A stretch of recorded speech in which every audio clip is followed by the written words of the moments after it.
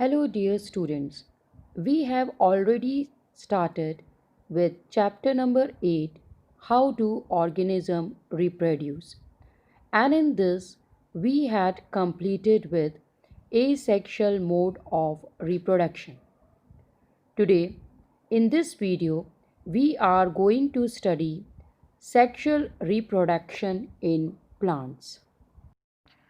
Reproduction is a process in which living organisms give birth to an offspring, and sexual reproduction involves two parents. In order to understand sexual reproduction in flowering plant, we have to understand the different structure of a flower.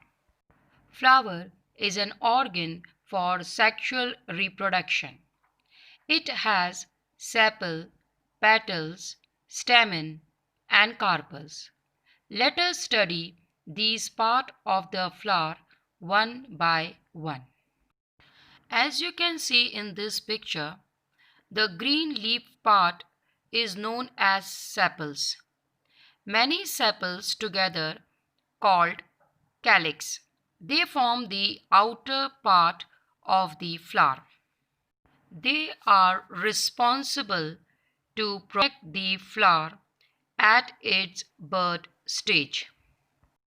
Now let us see the next part of the flower. These colored part of the flowers are known as petals. Many petals together are known as corolla. They are responsible to attract the insect for pollination.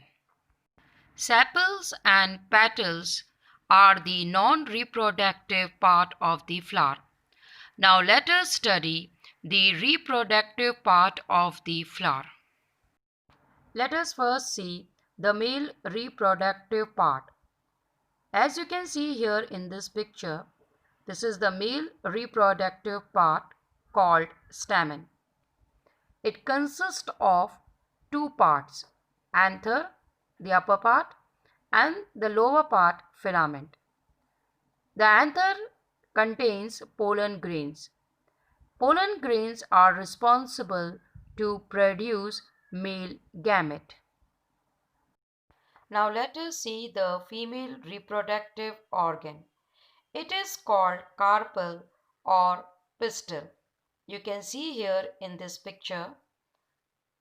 The uppermost sticky part is known as stigma.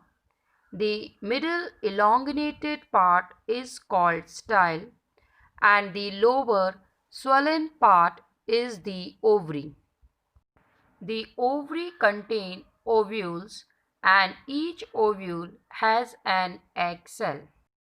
You can view here the complete structure of a flower.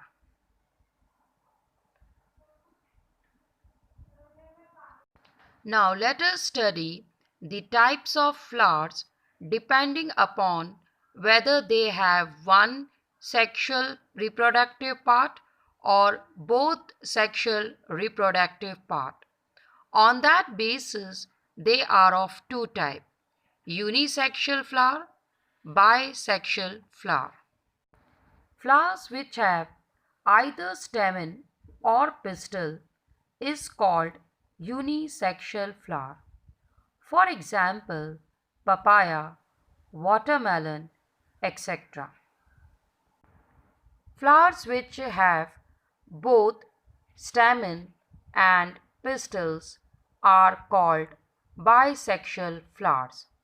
For example, hibiscus, that is China rose, mustard, Now pea, let us study etc. the various steps in sexual reproduction: pollination, germination of pollen grain, fertilization, formation of the fruit and seed.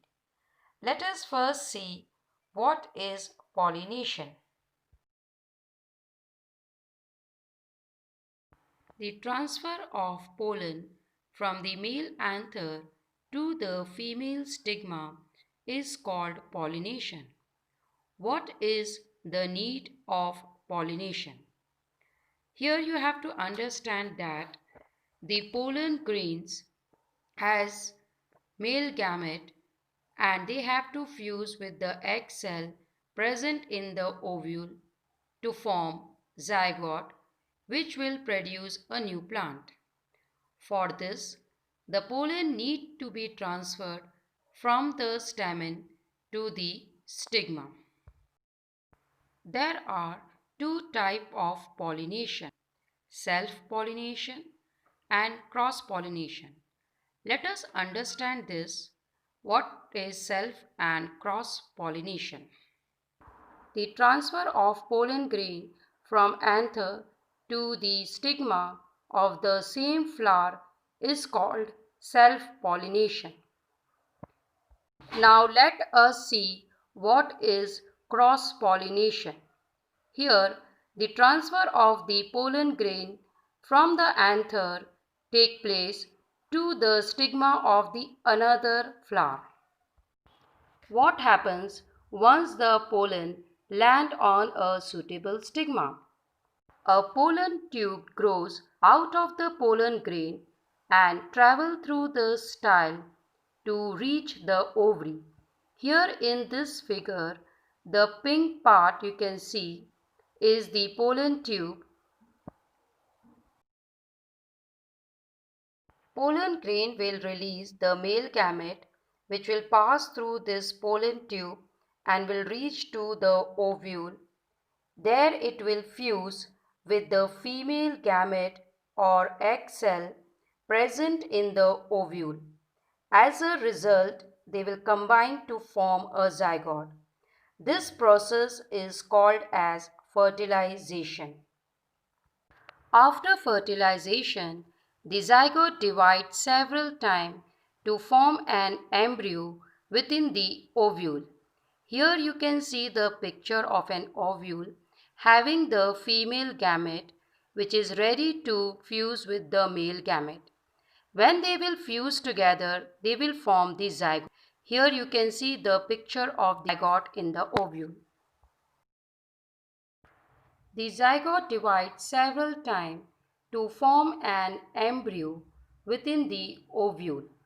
The ovule develops a tough coat and is gradually converted into a seed. The ovary grows rapidly and ripens to form a fruit. Meanwhile, the petals, sepals, stamen, style, and stigma may shrivel and fall off.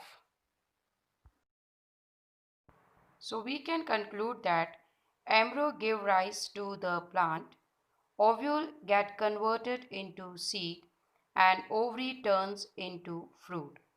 Now let us see the structure of the seed. Here you can see the seed having the seed coat. If we open this seed, it consists of the part plumule and radicle. Plumule give rise to the future shoot and radicle give rise to the roots.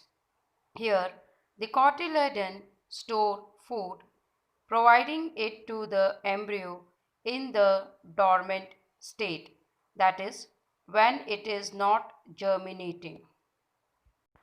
When the condition will be favorable, the seed containing the future plant or embryo will develop into a seedling under an appropriate condition. This process is called as germination. By this, we came to the end of the sexual reproduction in the plant. I will be giving you few questions. Please write the answer of this in your fair copy. Question number 1. Draw a label diagram of flower showing the male and female reproductive organs. Question number 2. What is unisexual and bisexual flowers? Give example of each. Question number 3. What is pollination? Give the differences between self and cross pollination. Question number 4. What is fertilization and how it is taking place in flowering plant? Question number 5. That is, explain the changes taking place after fertilization in flowering plant. Now let us see question number 6. That is, explain the structure of seed. I hope this topic, sexual reproduction in plant, is clear to you by now. Please read the topic from your NCERT book and solve these questions. Thank you.